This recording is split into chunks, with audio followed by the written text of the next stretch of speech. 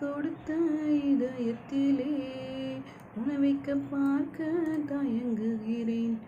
ஆனால் அன்பே, அவள் விட்டு பறந்த உலகத்திலே உன்னோடு பறக்க முயலுகிறேன். என்